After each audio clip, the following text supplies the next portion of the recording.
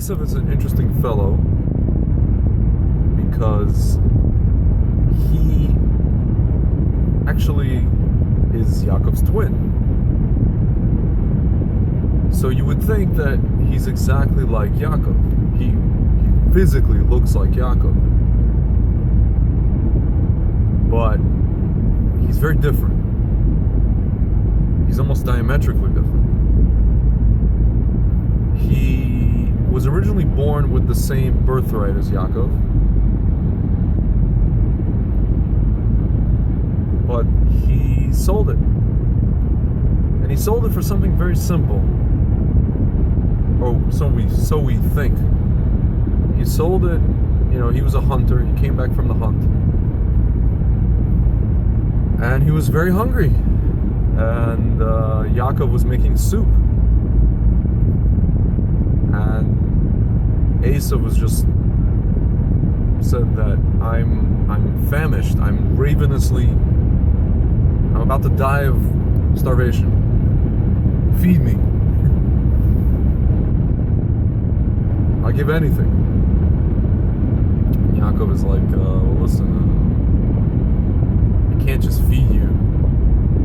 This is for everyone. This is for the camp. This is for everyone in my family. Like, I'll buy it from you. I'll give her my birthright. And there's a long discussion as to why he gave the birthright, why he felt he didn't need it. But as soon as he gave it away, he realized what he had done, and he regretted it greatly. And so, however, when you see what is happening with the Christian world, essentially what was happening in history with Christianity, how Christians up until a certain point were treating the Jews all over Europe, let's say until the Middle Ages, or until even not the Middle Ages, maybe like we'll say the 1600s or 1500s, you'll see that basically this is Eisav trying to get back or reclaim his birthright. And the thing about Eisav is that he can't do it by arguing, and he can't do it by by persuasion, by using his mind. He could only do it in the way that he knows how, by force, by burning, by pogroms, by persecutions, libel, anything in that nature. And his hatred, there's a verse that says, it's in the Midrash, it says, Eisav sonei Yaakov, sonei et Yaakov. His hatred is irrational for Yaakov. Esav's hatred. He's going to hate Yaakov until Mashiach comes. And we saw that until a certain point. And then what happened was, you had something called the Haskalah, the Enlightenment period, where the Jews, where Yaakov was allowed to leave his shtetl and live in cities. So Eisav said, okay, clearly I'm not going to kill you. I can't, because you won't die. Let me benefit from you. And then maybe if I benefit from you and we'll become friends, I'll convince you to follow my ways. You'll be just like me, and we'll be twins again. I mean, we are twins, but we'll be more, it'll be emphasized, and you'll be just like me, and you'll drop your silly ways, and your silly, Torah learning, and your yeshivas, and all your ethereal things, and all your what we call superstition, and all that heebie-jeebie mumbo jumbo stuff that you believe in and you practice. And you'll come and join me, and we'll hunt, and we'll now it wasn't hunting, it was we'll be in academia, we'll pursue art and math and science and all these wonderful things. And folks, they are wonderful things. I will tell you, they are. But what Yaakov always demonstrated was that all of these things, they have a limit, meaning you can't explain everything that happens in the world with science. You can explain maybe like 80 or 90% of things, but there's always that 10% or even 5% that you can't explain scientifically. At least not yet. We haven't mapped it out yet. And I think the spiritual world today, or people, I guess the people who are into all kind of spiritual pursuits are going to help the scientific community. That's a whole other conversation. Map those things out, which they haven't been able to map out yet. So back to Europe, Eisav told Yaakov, come to the cities and come join us in academia and all these things. So what happened?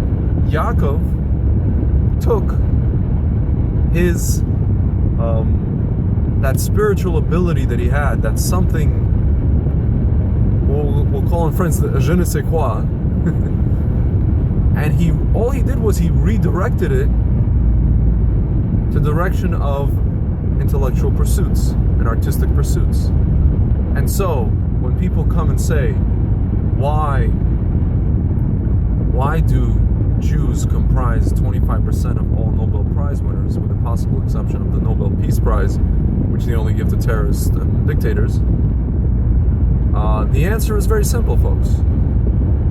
We've taken the spiritual energy that we possess and we've redirected it into economics, science, math, art, philosophy, etc., writing.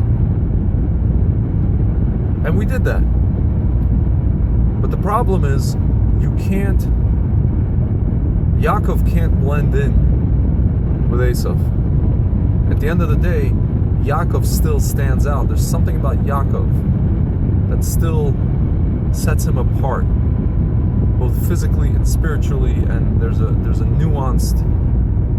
something you can't put your finger on. And Eisav always senses it, and no matter how much Yaakov tries to become like Eisav realized, maybe this was a mistake.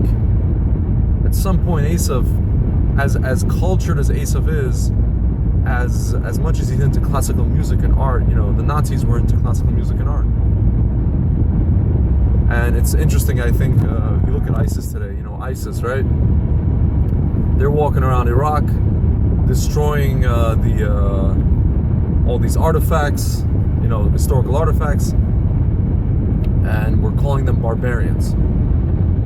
My friends, just 7 years ago, barbarians were coveting artifacts, coveting art, coveting music, and all these high society things. So I'm not sure that the mark of a barbarian is someone who's against culture.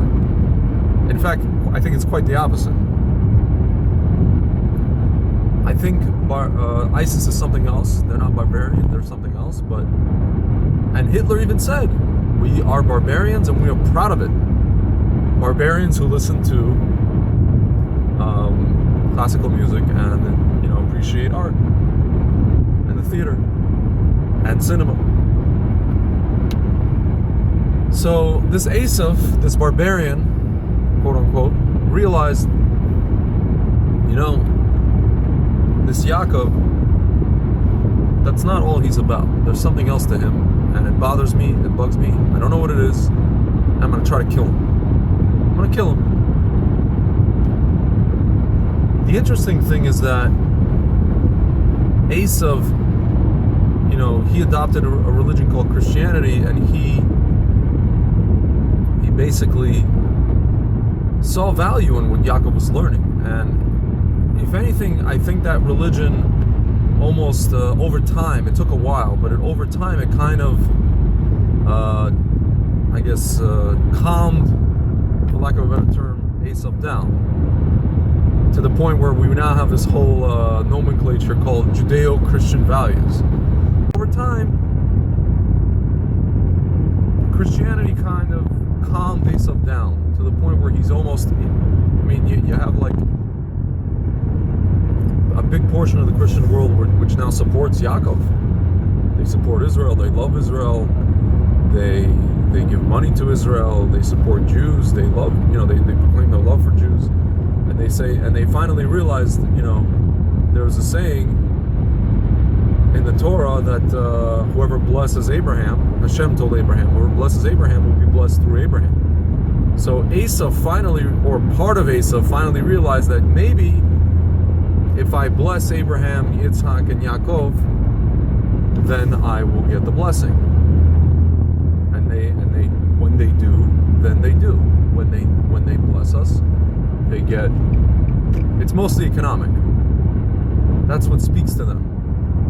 Economic and also social, moral, but mostly economic. And it's calmed them down. So now we have a situation where you have two sides to Eisav, first of all. You have that side, the one that's blessing us, and the side of good, the side of Tov. And then you have the side of Eisav where he still hates us. You have the EU, you have the UN, passing resolution after resolution after resolution against Israel, against Judea and Samaria, the heartland of Israel, the biblical portion of Israel. You have all these international bodies just doing everything they can to basically stick it to Yaakov. So you could see that Eisav, he's really trying to retrieve his birthright, but now he's not trying to do it by force, he's trying to do it by just understanding where his blessing comes from, and his blessing comes from Yaakov and through Yaakov, and that's the only way he's going to get the birthright back, will be at least the merit of the birthright at this point. I don't know if he can get the full birthright, but the merit of the birthright, he can get it back, he can. I say this in the name of Rabbi Kessin. He said that with this election in the United States, the American people, or Eisav really, Western culture has the ability to turn Eisav. Is Eisav going to go to the side of good or to the side of bad? He said that if America votes for Republican, even for Trump, you could say what you want about Trump. There's many things. I'm not a big supporter of his. Actually, I don't like him at all. But I can tell you that he will be on the side of Yaakov. He will be on the side of good. He will be on the side of Israel. And I think it's fun. It's funny. It's interesting that Yaakov was known as the Red. He was redhead. He was a redhead. He was a gingy. He was very hairy, actually, also, but he was a gingy. That's why Edom comes from Eisav. And it's funny that Trump, the guy who's like, everybody thinks he's going to be president, he could very well be, he looks like, if that was Eisav, if Eisav was, here today, he'd probably look like Donald Trump. So Donald Trump, it's almost like Donald Trump represents the good side of Eisav. It's amazing. It just kind of, this whole thing kind of came to me just now. He literally, like, with what Rabbi Kessin said before, Eisav has the chance to go to the good side, and like literally Donald Trump, you look at him, he looks like the good side of Eisav. It's incredible. Or the ability of Eisav to go to the good side. But then if you look at somebody like Hillary, who's basically, she's just going to continue the policies of Obama. I don't know if you know, today an article just came out saying that Obama is going to try to split Jerusalem by using the UN Security Council to divide Jerusalem. So we understand that the Democratic Party, and then Bernie Sanders also, he's not going to be president, but the stuff that he says, basically spoke in front of a Muslim crowd, saying that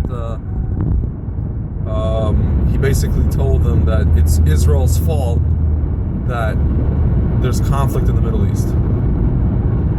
Not in those words, but essentially that's what he said. So even a part of Yaakov is now, I think anybody who's like behaves that way has to be part of the Erev Rav, a descendant of the Erev Rav. Not, this is not a person who, it's not exactly a person who stood at Mount Sinai receiving the Torah. I think this is a person who is someone who, or at some point he got very confused, and now he's at where he's at intellectually and spiritually. It's a problem. So now we have the situation where Eisav, he's got two sides to him, and he's fighting. He's fighting himself. Is he going to go to good? Is he going to go to evil? To bad? Is he going to join up with Yaakov, or is he going to go back to his own shtick?